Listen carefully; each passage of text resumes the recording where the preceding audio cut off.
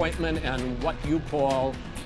Yeah, I do want to respond. I've done more in 47 months. I've done more than you've done in 47 years, Joe. My son, like a lot of people we know at home, had a drug problem.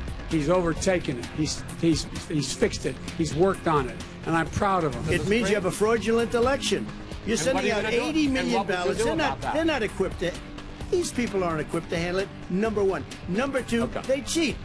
They cheat. If we get the votes, it's going to be all over. He's going to go. He can't stay in power. It won't happen.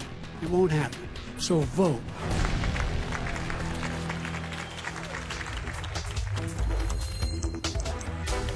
Como alguien dijo, cada candidato hizo de sí mismo. Por lo tanto, la palabra sorpresa no estuvo presente en el primer debate presidencial de esta elección norteamericana. Donald Trump marcó el tono del encuentro desde el comienzo y lo transformó en un ring antes que en un lugar de intercambio de ideas. No hay recuerdos de un nivel de agresividad tan alto en estos encuentros en la historia electoral de Estados Unidos, que de unidos tiene hoy poco cuando la polarización se extrema. Tenue efecto del debate en los mercados que se recuperaron, pero sigue la incertidumbre sobre qué ocurrirá el 3 de noviembre y si los resultados serán respetados por el actual presidente en caso de que perdiera. Cállate, no hay nada inteligente en ti, payaso, he hecho en 47 meses más que tú en 47 años, nuestro país es hoy más débil y violento.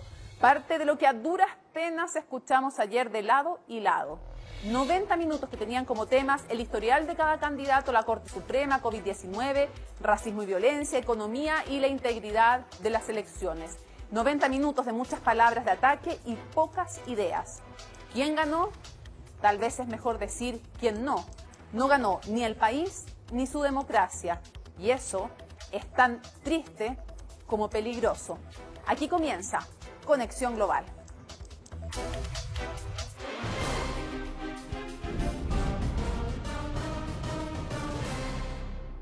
Comenzamos el análisis en profundidad de este primer debate presidencial de la carrera norteamericana. Tenemos a los y las mejores analistas, como siempre en CNN Chile.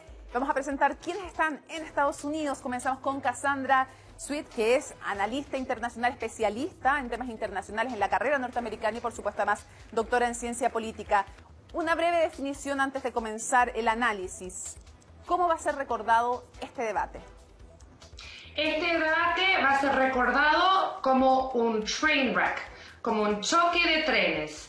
Una noche en la cual el presidente Trump perdió el control total, pero en lo cual no va a tener ningún impacto en su candidatura. Lo que sí va a tener impacto es en la democracia de Estados Unidos, en las instituciones y en el procedimiento de las elecciones que prontamente van a llegar.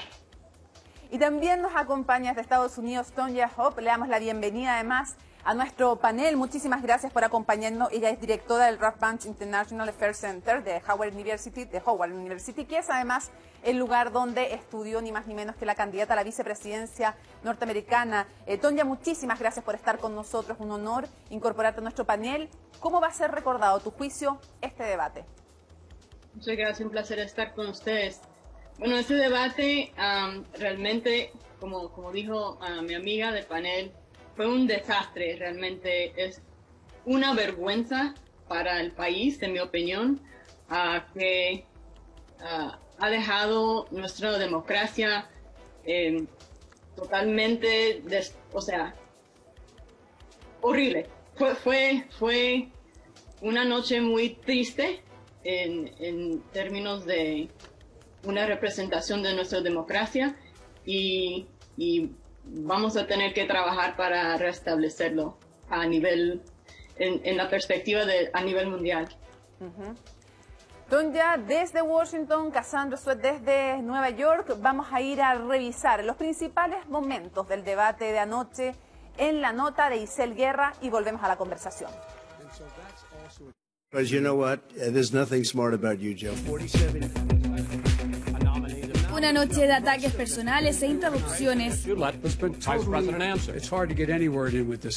Así fue el primer cara a cara entre ambos candidatos. En una hora y media de caótico debate no existieron las propuestas, porque el escenario instalado en Cleveland, Ohio, se transformó en un verdadero ring de boxeo. You're the worst president America has ever had. Hey, Come Joe, on. let me just tell you, Joe, I've done more in 47 months. I've done more than you've done in 47 years, Joe. Muestra del clima polarizado en Estados Unidos, el mismo que se ve en las calles por las protestas ante la crisis racial. Cuando el moderador instó a Trump a condenar a los supremacistas blancos, el mandatario llamó a uno de estos grupos a esperar. I'm willing to do that, but I would say almost everything I see is from the left wing. Proud Boys, stand back and stand by. Refuses to condemn white supremacists.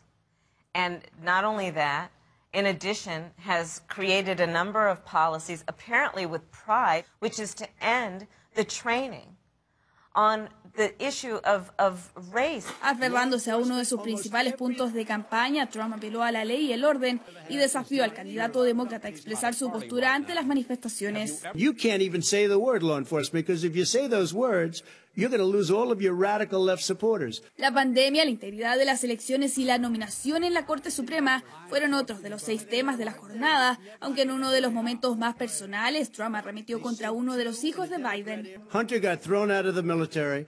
He was thrown out, dishonorably discharged. That's not true. He wasn't dishonorably. Cocaine use. My son, like a lot of people we know at home, had a drug problem. He's overtaken it. He's fixed it. He's worked on it. And I'm proud of him. El magnate llegaba al primer encuentro en medio de las acusaciones por haber pagado $750 en impuestos en los primeros 2 años de mandato. Biden lo comparó con lo que paga un profesor. Will you tell us how much you paid in federal income taxes in 2016 and 2017? Millions of dollars. You paid millions of dollars? Millions of dollars, So yes. not 750. Millions of dollars, and you'll get to see it. And you'll get to see it. Con otros 2 rounds por delante, la Comisión de Debates Presidenciales anunció que tomará acciones para que los próximos encuentros sean más ordenados. Tonya, Cassandra, quiero invitarles a que veamos la primera gráfica que tenemos preparada sobre quién ganó según las encuestas que se han hecho post-debate. La primera que tenemos es de CBS y YouGov, o CBS y YouGov. 48% de los encuestados creen que ganó el debate Joe Biden. 41% dice que el triunfador fue Donald Trump. Revisemos la encuesta de CNN. ¿Qué dice esa encuesta? Dice que, según el 60% de los entrevistados, el debate lo ganó Joe Biden y, según el 28%, lo habría ganado Donald Trump. La pregunta entonces, comenzamos con Tonya. ¿Quién ganó y quién perdió en este debate a tu juicio, si es que hubo algún ganador? En mi opinión, no había ningún ganador en ese debate. Ni siquiera fue un debate, fue un... No sé qué fue una locura. Y decir que alguien ganó y alguien perdió fue que realmente no ganó nadie, solo perdió los Estados Unidos. O sea, era un ejemplo de la parte peor del país y de nuestro liderazgo. Cassandra, ¿quién tuvo mejor desempeño o menos mal desempeño? Mira, Mónica, la verdad es que el impacto de estos debates está muy poco probable de influir a los votantes en Estados Unidos. Entonces, decir, ¿quién ganó? Trump ganó porque de alguna manera energizó a los votantes que aportan a él. En términos generales, Biden ganó porque él quedó despierto y hubo muy bajas expectativas sobre cómo él podría aguantar 1 hora y media conversando por el debate. Pero estoy de acuerdo con Tonija en el sentido de que acá la gran como pérdida es la discusión, el nivel del debate que bajó a un nivel muy bajo. Yo creo que el momento en el cual el vicepresidente Biden dice al presidente Trump de cállese, esto va a ser va a marcar ojalá un punto bajo en términos del discurso político en Estados Unidos y la historia de su democracia. Quiero invitarlas cuando se habla de Tonija y Cassandra, de la agresividad que hubo y de los temas incluso personales que salieron al ruedo, que veamos uno de los momentos, el momento en que Joe Biden defiende a su hijo, lo pone como ejemplo y es atacado por Donald Trump. Veamos y escuchemos ese momento. My son was in Iraq. He spent a year there. He got the Bronze Star. He got the Conspicuous Service Medal. He was not a loser. He was a patriot, and the people left behind there were heroes. Really? And I resent. Are you talking like about Hunter? Are you talking about Hunter? I'm talking about my son, Bo Biden. You're talking about. I don't know Bo. I know Hunter. Yeah, Hunter got thrown out of the military. He was thrown out, dishonorably discharged. That's not true. He wasn't dishonorably. Cocaine use. And he didn't have a job until you became vice president. And once you became vice president, he made a fortune in Ukraine, in China, in Moscow, that is simply and various not other places. True.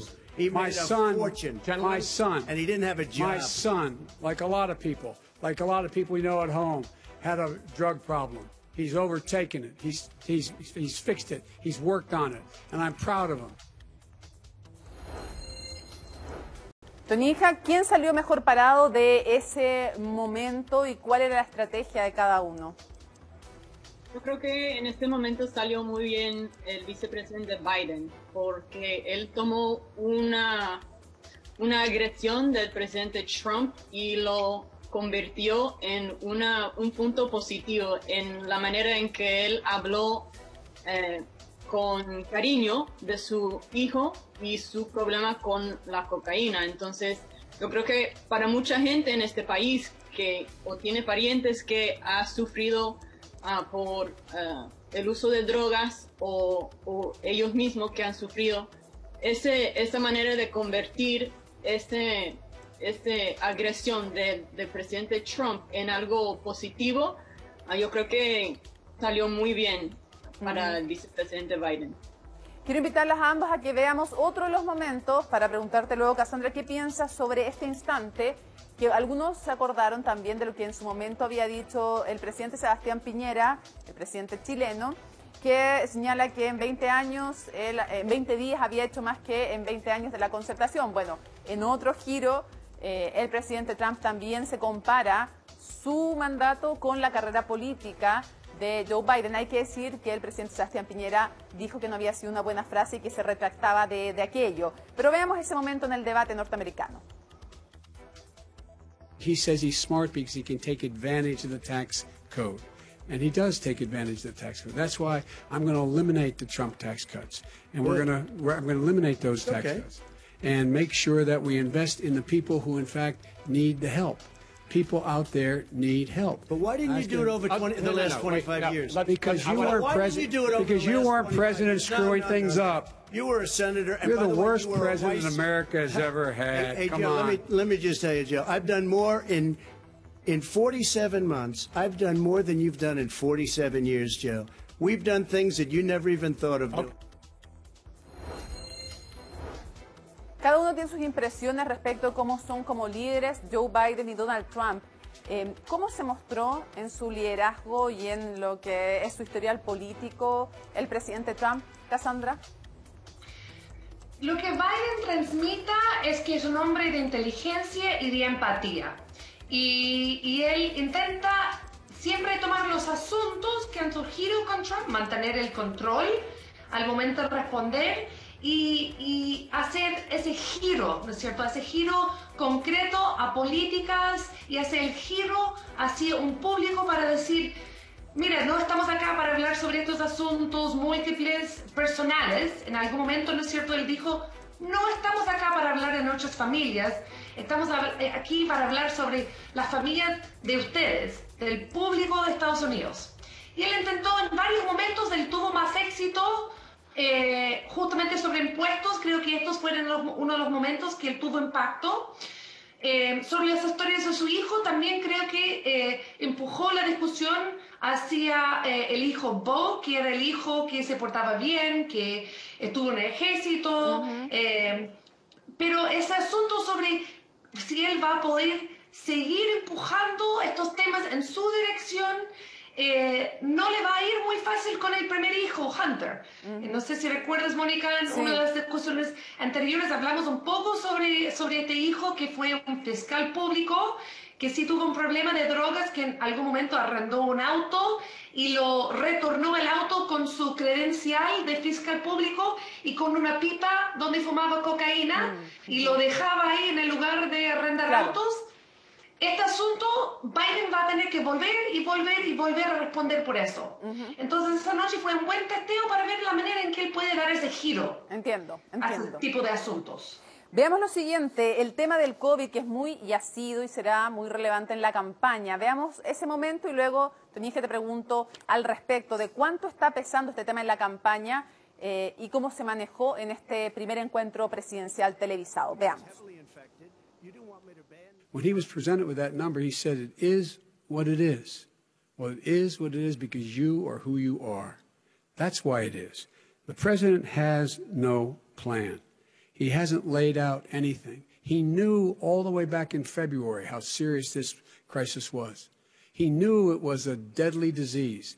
What did he do? That he knew this was happening, knew how dangerous it was going to be back in February, and he didn't even tell you. He's on record as saying it. He panicked or he just looked at the stock market. One of the two. If we would have listened to you, the country would have been left wide open. Millions of people would have died, not 200,000, and one person is too much. It's China's fault. It should have never happened. They stopped it from going in, but it was China's fault.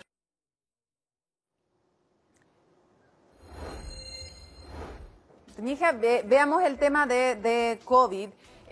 Y al respecto quisiera preguntarte, por un lado, qué tanto peso está teniendo en la campaña, cómo se manejó ahí, porque Biden pone sobre la mesa también las revelaciones del libro de Woodward, en que queda de manifiesto que Donald Trump sabía que era algo grave y que, según él, no quiso decir la realidad porque podía crear pánico.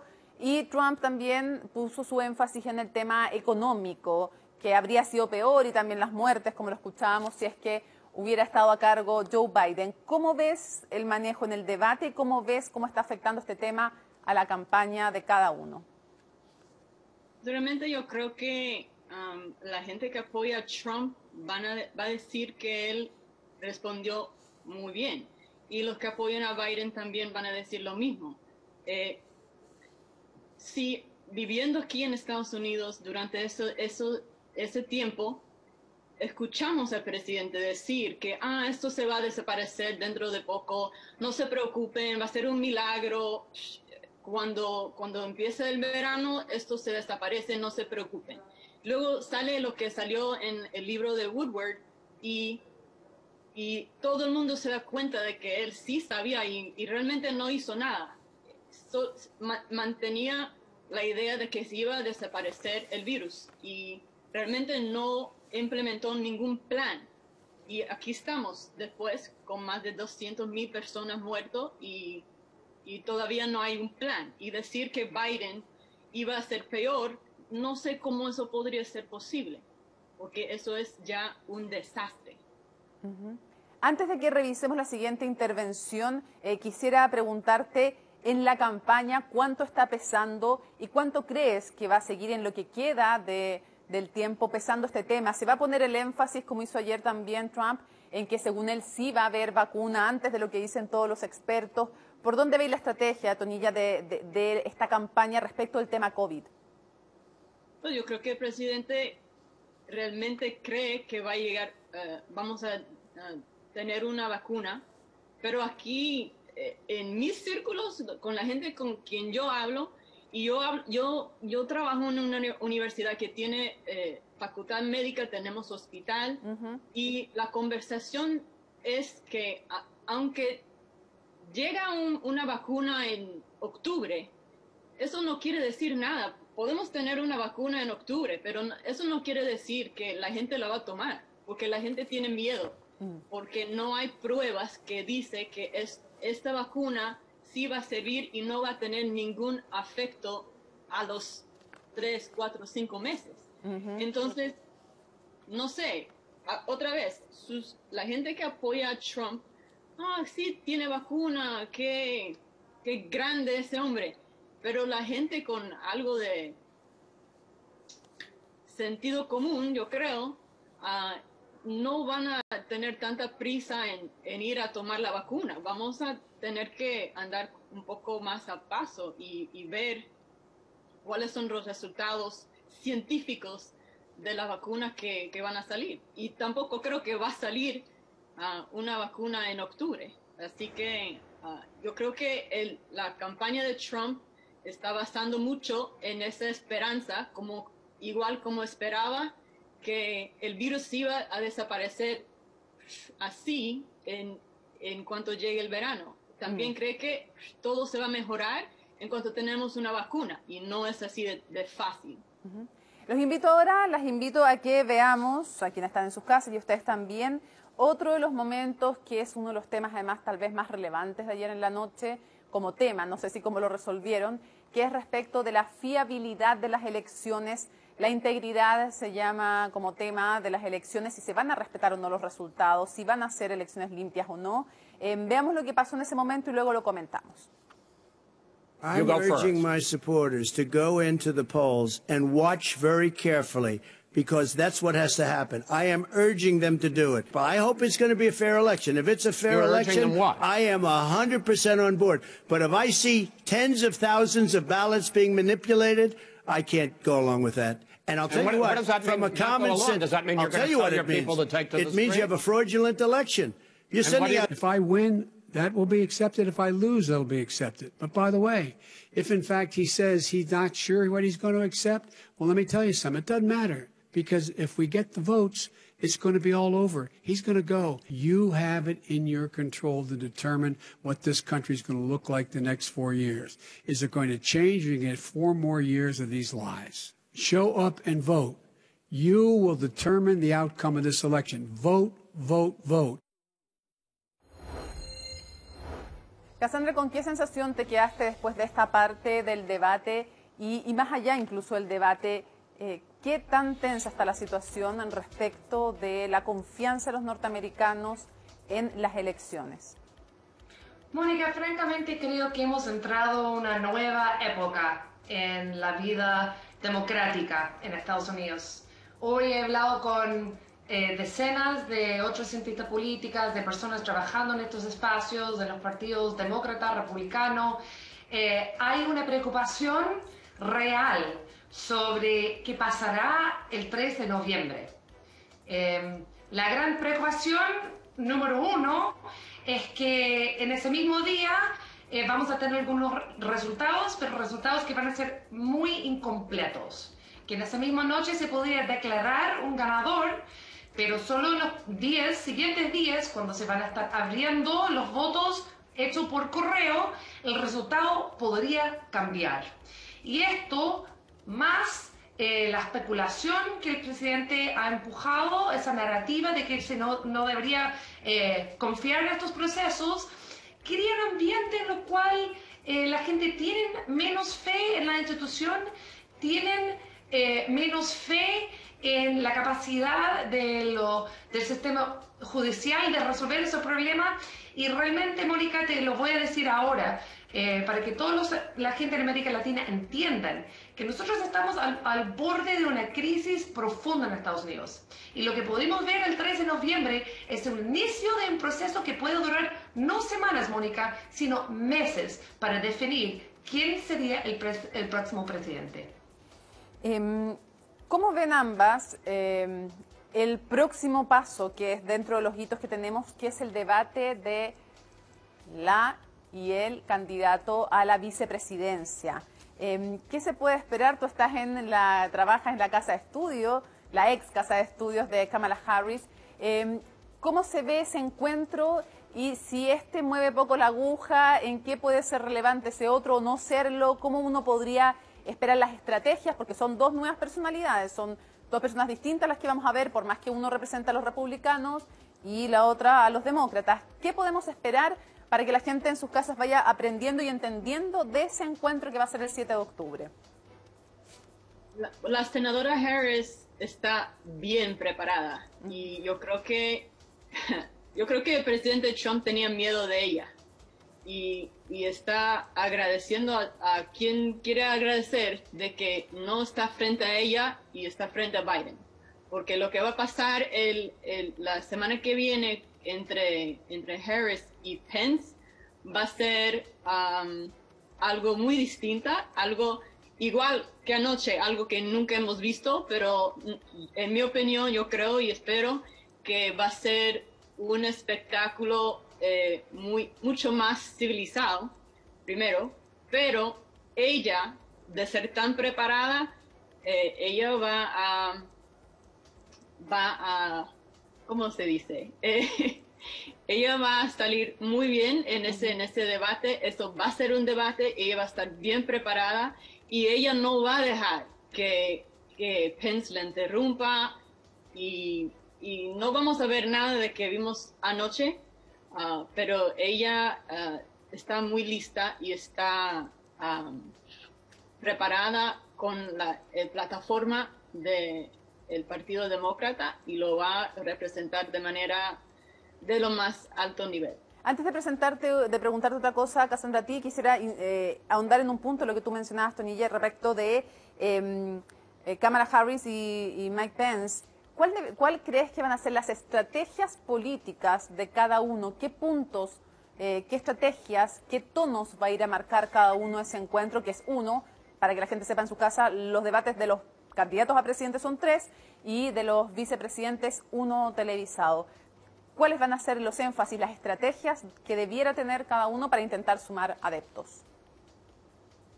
Bueno, yo creo que al igual que intentó el vicepresidente Biden anoche, yo creo que ella va a enfatizar la salud del país, de la gente del país y lo que va a pasar si terminan el Affordable Care Act y qué significa eso para la gente del país. Yo creo que ella va a enfatizar también el voto, o sea, exigir a la gente que salga a votar, como intentó decir anoche mucho el vicepresidente Biden. Yo creo que la economía también, obviamente, pero todo está conectado. O sea, sí. La economía, el virus, la manera en que están manejando el virus, está todo conectado. Y yo creo que ella va a enfatizar los puntos en que el Partido Demócrata va a corregir lo que ha hecho esta administración, con todos esos puntos que están conectados.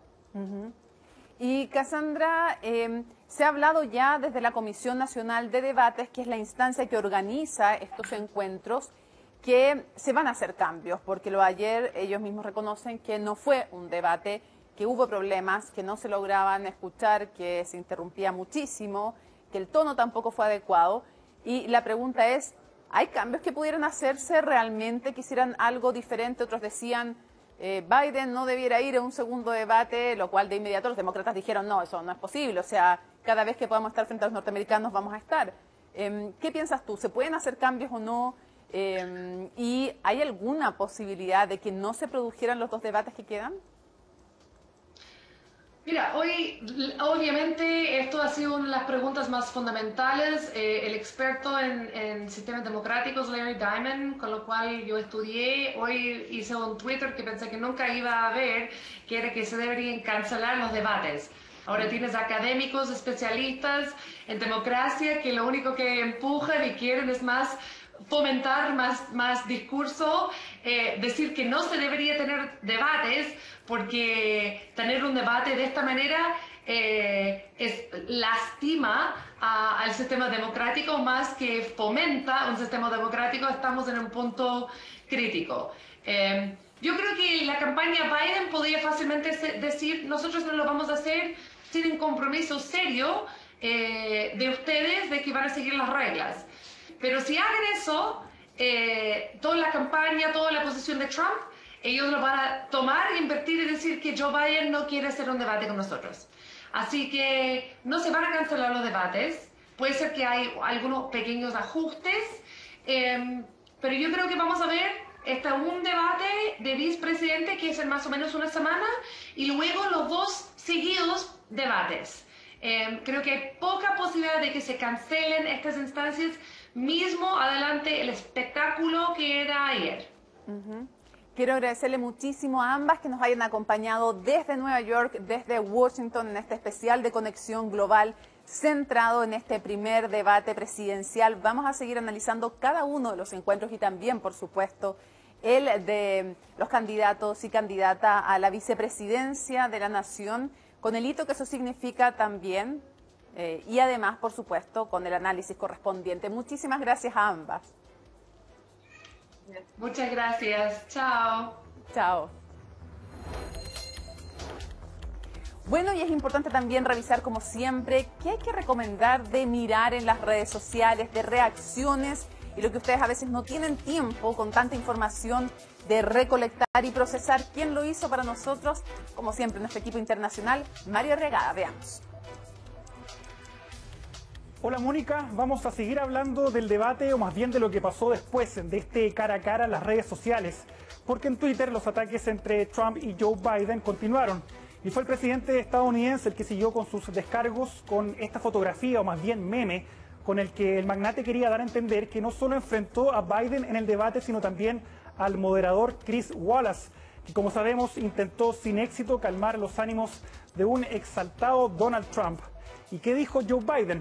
El demócrata compartió este video con uno de los momentos más comentados de la noche cuando hizo callar a Trump. Claro, con un video alterado donde la voz del presidente se mezcla con el llanto de una guagua y con una pregunta. ¿Tuvo suficiente?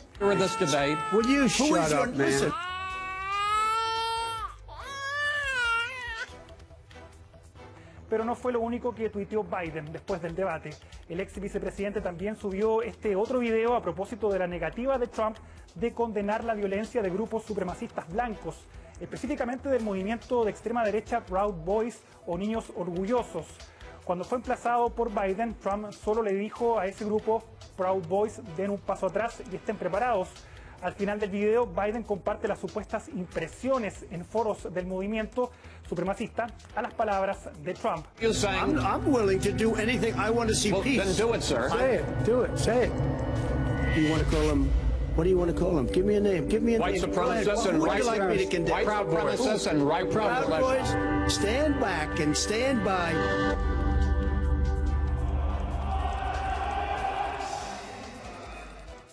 Pero sin duda el tuit que más llamó la atención, sobre todo aquí en Chile, fue el de la congresista Alexandria Ocasio-Cortez. Comillas, alguien debería llamar al chacal de la trompeta contra Chris Wallace porque está prácticamente en una situación de y fuera, describió la joven política demócrata recordando al personaje de Sábado Gigante. Y este miércoles hubo también una reacción de un líder de acá a la región, que no le gustó para nada una declaración que hizo Joe Biden. Hablamos de Jair Bolsonaro, quien lamentó este miércoles la desastrosa y gratuita amenaza lanzada por el demócrata para que Brasil frene la deforestación amazónica. Comillas, me cuesta de entender como jefe de Estado que reabrió plenamente su diplomacia con Estados Unidos después de décadas de gobiernos hostiles, tan desastrosa y gratuita declaración. Lamentable, señor Joe Biden.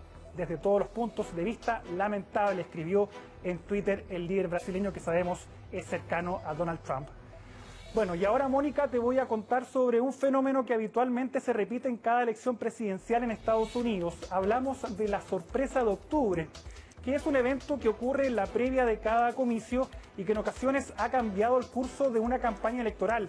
Por ejemplo, en la década de los 70, el secretario de Estado de Richard Nixon, Henry Kissinger, afirmó un mes antes de las presidenciales que la paz en Vietnam estaba garantizada, lo que supuso un fuerte empujón a favor de Nixon para que ganara las elecciones. En los 80, el equipo de campaña de Ronald Reagan negoció con el régimen de Irán para que retrasara la liberación de los rehenes estadounidenses secuestrados en la embajada norteamericana en Teherán, contactos que se hicieron en octubre y cuyas condiciones fueron aceptadas por los ayatolas.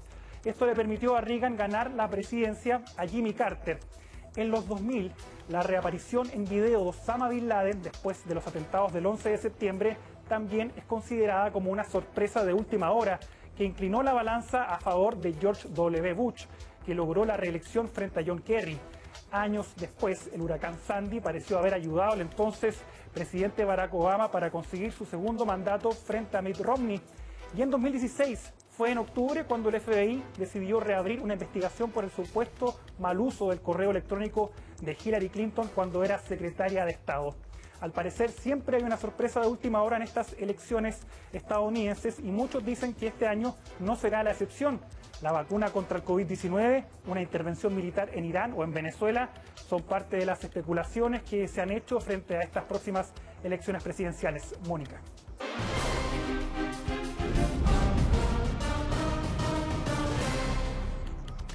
El debate de ayer sin duda no va a pasar a la historia como uno que movió la aguja electoral de manera determinante, pero hay otros que sí lo han hecho, o al menos se les ha recordado a lo largo de la historia electoral norteamericana. De ellos nos cuenta en su nota Isel Guerra. Descalificar al adversario, evidenciar la frustración o mirar el reloj en pleno encuentro. A 60 años del primer debate televisado en Estados Unidos son varios los momentos y frases que han quedado guardados en la memoria. The question before us is, which point of view and which party do we want to lead the United States? Mr. Nixon, would you like to comment on that statement?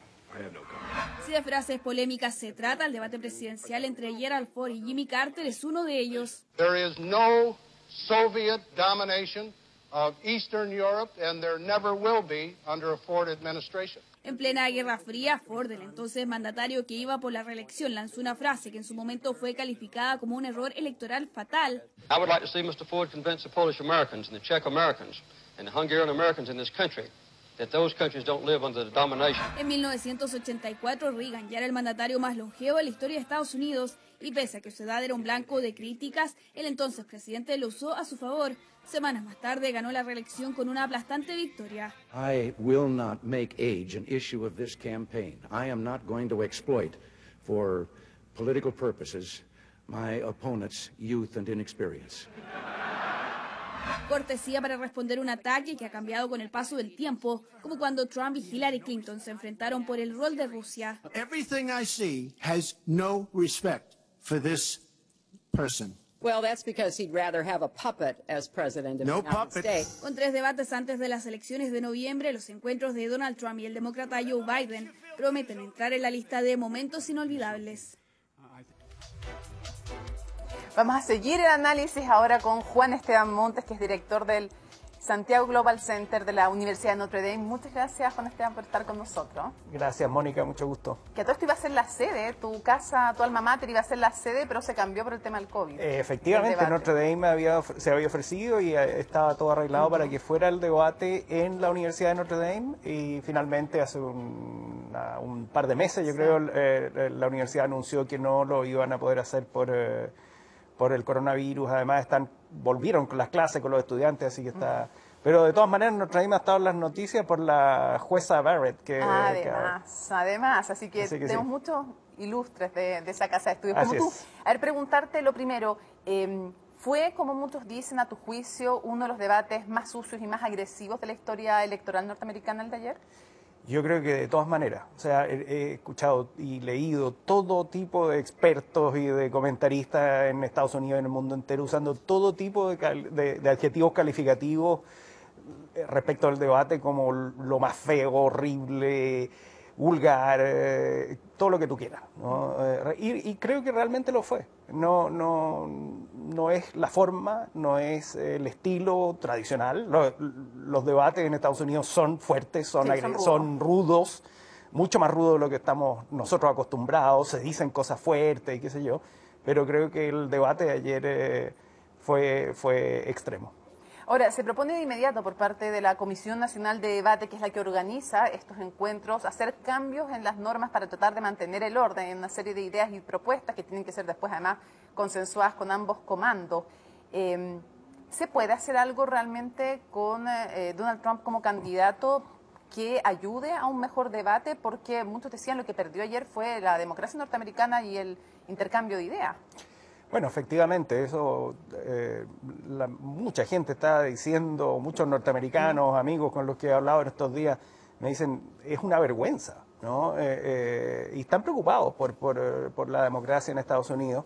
Y el problema con Donald Trump es que no sigue ni siquiera sus propias reglas. Él aceptó las reglas para este debate y sin duda no las siguió. Entonces, ¿qué garantías hay de que va a seguir las reglas que se acuerden para un próximo debate? Tampoco muy claro. Sí, pero ya han dicho desde la candidatura demócrata a través de la compañera de fórmula, Kamala Harris, que no hay opción de que no se presente en uno Joe Biden, que siempre le va a hablar a los norteamericanos. La pregunta es, ¿con qué estrategia? Porque ya proyectamos en el primer bloque del programa y evaluamos el debate, pero ¿con qué estrategia crees tú que cada uno de ellos debiera llegar al siguiente encuentro? A ver, yo creo que Trump tiene su estrategia y su estilo, incluso no sé si es solo estrategia, ¿no? Muy definido. Él es como se muestra o se muestra como quiere mostrarse, no lo sé, pero él es agresivo, no le importa mentir, no le importan mucho los datos, no le importa cambiar de opinión, no le importa interrumpir. Claramente la estrategia, por lo menos en este debate, fue interrumpir, acusar, repetir. Y yo creo que va a seguir con la misma estrategia. Que es muy parecida a la que ocupó el año 2016 con Hillary Clinton, como encuentros de debates, pero también en la campaña. Y la pregunta que uno tiene es, ¿crees que esto influirá, estos encuentros y el que vimos, influirá en algo cuando hay solo un 5% de indeciso, o influirá tal vez para lograr que los que ya están decididos vayan a votar, o no va a mover la aguja? Hay todo tipo de teorías, ¿no? ¿Cuál es la tuya? Y es muy difícil, yo creo, anticipar. Esta elección tiene un montón de cosas extrañas, poco usuales, ¿no? De partida la pandemia, sí. Después Trump como candidato y presidente, que es un personaje completamente atípico. Después, en fin, hay cambios generacionales, hay influencia de medios de comunicación, de redes sociales, que sí. Entonces, la cantidad enorme de votos por correo que se están haciendo ahora. Entonces, es bien difícil saber cómo va a moverse la aguja, ¿no? También es cierto que hay muy pocos indecisos y muy probablemente con esta estrategia no logre convencer muchos o casi ninguno, con lo cual si las encuestas están en lo correcto, que le dan entre 8 o 10 puntos de ventaja a Biden, no le va a ir bien, ¿no? El punto es que uno no sabe tampoco si las encuestas están correctas, ¿no? Porque además la mayoría de las encuestas son a nivel nacional y como sabemos, lo que realmente hace la diferencia es el voto en algunos estados en particular. Sí, que son los swing state o battlegrounds. Exactamente, y como pasó la vez pasada, puede que pierda el voto a nivel nacional y todavía gane la elección. Veamos justamente una encuesta que es el promedio de todas las encuestas, por eso le dicen la encuesta de las encuestas.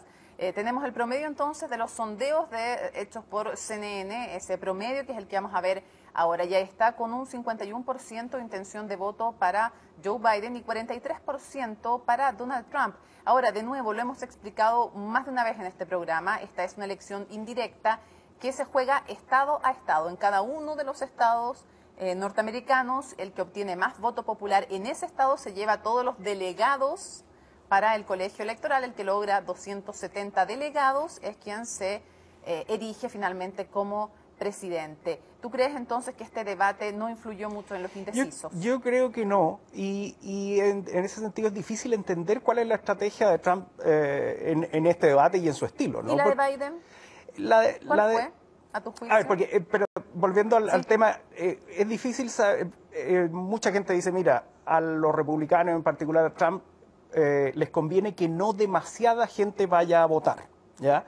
Entonces uno podría decir, bueno, con esto está tratando de alienar, de hacer que la gente no vaya a desafectarlas, que no vayan a votar. Pero por el otro lado, tiene que lograr que su gente sí vaya a votar. Y sus partidarios, la gente que lo apoya, no todos son extremistas, ¿no? Teniendo un 40 y tantos % Sería una caricatura con el pueblo norteamericano. Absolutamente, sabemos que ese 40% que lo apoya o más, no son todos extremistas. Entonces también tiene que conseguir que ellos vayan a votar. En ese sentido es bien difícil entender su estrategia. Respecto de Biden, creo que el mayor tema con él es su edad y el desafío a sus capacidades para ser presidente, qué sé yo, y creo que va a seguir tratando de comunicar una visión de él mismo como una persona estable, como una persona confiable, como alguien que a pesar de la edad tiene todavía suficiente salud, energía, coherencia, valores, todo para ser un presidente que puede derrotar a Trump. Ahora, leí el análisis, no me acuerdo si era New Yorker o The Atlantic, un analista que decía que finalmente logró verse estable, no quebrarse, porque era lo que se esperaba, que lograra sacarlo de su centro Donald Trump, que eso sí lo logró. Pero la parte de la energía, de verse vital, de verse como alguien que tiene mucha energía a pesar de su edad, que son 2 años de diferencia todo esto con Trump solamente, pero que a él se le ha imputado bastante, se le ha puesto el énfasis en eso de parte de la campaña republicana, que eso no lo logró. Yo estoy de acuerdo con eso. Yo creo que efectivamente se le nota más la edad a Biden que a Trump, ¿no? Que Trump es súper energético, es carismático. Es muy macho, muy agresivo, se ve. Los dos se ven bastante bien, creo yo. O tradicionalmente macho, como patriarcalmente se entiende. No, absolutamente. Macho en el sentido de machista, ¿no? De macho alfa, ¿no? Un tipo agresivo, un tipo que va al ataque. Creo que eso Trump lo comunica bien, ¿no? Y creo que eso es algo que le gusta a sus votantes, ¿no? Quieren ver un presidente, comandante en jefe de la Fuerza Armada, toda esa cosa muy norteamericana, ¿no? De un presidente empoderado. Sí. Creo que lo logra. En ese sentido, creo que él sí logra cosas. Y Biden, obviamente, su estilo es diferente y efectivamente creo que logró transmitir una cierta tranquilidad de que puede enfrentar a un Trump, pero no comunica la energía que Trump... Ahora, es muy difícil debatir con alguien como Trump, creo yo. O sea, alguien que te está interrumpiendo todo el rato, que no te deja hablar, que no te deja contestar las preguntas, que no te deja nada. Creo que es muy difícil decir cualquier cosa. Para cerrar 2 puntos. Lo primero, ¿qué te pareció la parte en que hablaban de la fiabilidad, de la integridad, le llaman los norteamericanos, de la elección? ¿Y qué tanto riesgo crees que hay realmente de que al día siguiente, si pierde Trump, él diga que no reconoce los resultados, que se hizo trampa, y además con el agregado de que habrá más votos por correos y por lo tanto, si el resultado es estrecho, esos votos que se demoran más en ser contados podrían ser decisivos? Absolutamente. Pero ¿hay razón real para temer respecto a este punto? ¿Qué dicen los analistas también en Estados Unidos? ¿Qué detectas tú también en el mundo académico? A ver, yo francamente creo en la fortaleza de las instituciones democráticas norteamericanas y la tradición y la cultura democrática. Creo que Biden hizo un buen punto en el debate de ayer, llamando a la gente a votar y a confiar que finalmente, una vez que se cuenten los votos y se declare quién ganó, le guste o no le guste a Trump, si pierde va a tener que salir, ¿no? Va a tener que dejar el puesto, ¿no? Y yo creo que efectivamente va a ser así. Sería muy difícil. Lo que sí puede suceder, y muchos están anticipando que va a suceder, es que no vamos a tener un resultado el día de la elección, la noche de la elección, y probablemente no la semana de la elección, y tal vez tome algunas semanas o más en definirse la elección, si es que efectivamente está muy estrecha. Y eso sí puede generar un montón de incertidumbre, un montón de batallas judiciales, un montón de cosas que generan incertidumbre y problemas, pero creo que una vez que se resuelva por las instituciones que corresponden, que son una cantidad, veo muy poco probable que Trump, en las circunstancias y en el contexto institucional de Estados Unidos, pueda no reconocer el resultado de las elecciones. Juan Esteban Montes, muchísimas gracias por habernos acompañado en Conexión Global en este especial sobre el debate norteamericano, el primero de las presidenciales de este año. Muchas gracias. Mucho gusto, Mónica. Gracias a ti. Termino entonces Conexión Global y por supuesto que seguimos muy atentos aquí con todo el equipo a lo que ocurre en esta carrera presidencial, que es tal vez, algunos dicen que sin duda alguna lo es, la elección más importante, no solo de la historia norteamericana, sino un momento vital también en la historia de todo el planeta. Nos vemos entonces el próximo miércoles a las 22:30 horas.